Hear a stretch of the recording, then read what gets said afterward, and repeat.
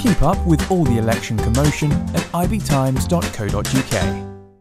Welcome to the leafy London constituency of Hampstead and Kilburn. But don't let these affluent surroundings fool you. This place is a battleground between the Tories and Labour after Glenda Jackson, a former actress and Labour firebrand, won the seat in 2010 with the slimmest of majorities, just 42 votes. That makes this constituency the most marginal in England. We're here to speak to some of the candidates and local people about the issues on the ground. Hampstead and Kilburn sits in the northwest section of Camden, and polling suggests that this will be a two-horse race between the Tories and Labour come 7th of May. Tulip Siddiq, a former Regent's Park councillor, is fighting the seat for Labour and hoping to expand Jackson's slim majority. The Londoner hails from a South Asian political elite. Her aunt is the Prime Minister of Bangladesh, and her late grandfather was the first president of the new nation, who was murdered in a 1975 coup. But whatever her background, Siddiq is campaigning on local issues, a stronger NHS, childcare and school places, and, among other things, helping young people get into work. However, one controversial Labour pledge seems to be missing from the candidate's My Priorities page: the mansion tax. Around 3,000 homes are eligible for Ed Miliband's annual levy on properties worth £2 million and more in the constituency, a fact Siddiq's rivals haven't failed to exploit. Enter Simon Marcus, the Conservative candidate for the seat.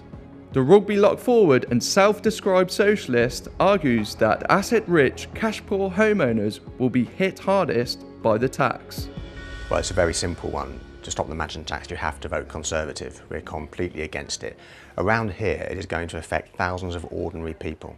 People who bought their properties maybe 10 years ago, maybe even 50 years ago, who've seen them go up in value through no fault of their own, and there's no two ways about it, they're going to be forced out of their homes.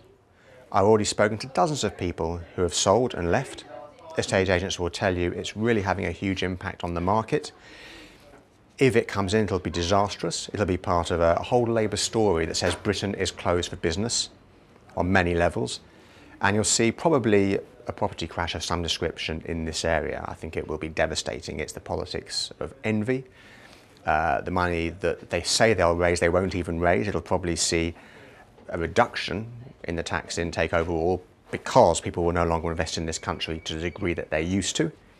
And actually, it just won't work. Labour also face an attack on their left flank on the issue. The Green candidate, Dr. Rebecca Johnson, argues that a levy on financial trading, a so-called Tobin or Robin Hood tax, could raise the necessary funds instead of the mansion tax for the NHS.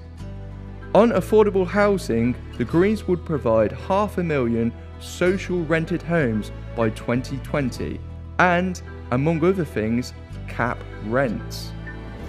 The mansion tax isn't really about housing. It's supposed to be dealing with inequality. And they say that it's meant to pay for the NHS. Well, the Greens have a much better argument for how you pay for the NHS, and that is the Tobin tax, the so-called Robin Hood tax, which is a tax on financial transactions. At each transaction, it's a tiny percentage, so it's a tiny tax at that point, but it could actually yield us over £20 billion per year, and that's what we'd use to underpin the resources that we think the NHS needs. But on housing, we also have different answers. We recognise housing is a major problem in this constituency, Hampstead and Kilburn. Most young people cannot afford to live here. Teachers can't, police, doctors, people cannot, our frontline service providers can't afford to live here. So the bottom line for green policies is that housing should be homes for people to live in, not assets to buy and sell and make profits out of and leave empty and see the prices go through the roof. As for the Liberal Democrats, they first proposed the mansion tax, but politics being politics, they now vigorously oppose the levy. Now, the yellow outfit pushes a so-called high-value property levy, which would introduce extra council tax bands. Majid Nawaz, the party's Hampstead and Kilburn candidate, is relieved.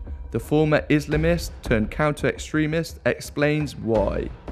I can't afford to buy a house in this constituency, and that puts me in the same position as many other young professionals, and so I'm passionate about fixing the housing crisis. Politically, I'm delighted that the Labour Party have adopted the mansion tax because it saves me from having to defend such a regressive idea. I've never supported it. I've been campaigning the Lib Dems from within, campaigning to the party to ask them to change it. I'm happy to say on my website is a letter from Paddy Ashdown, who chairs our General Election Campaign Committee, and we've changed the policy. We now believe in reforming the council tax bands, which is a lot more of a progressive approach, and we've ditched the pejorative term mansion. Whatever your take, the overdue debate over how to tackle the UK's lack of affordable housing is being played out in North London. All the while, the political future of three diverse characters is being shaped. A Green voter turned Tory, an Islamist turned counter-extremist, the daughter of a political dynasty turned Labour street fighter. All eyes on Hampstead come 7th of May.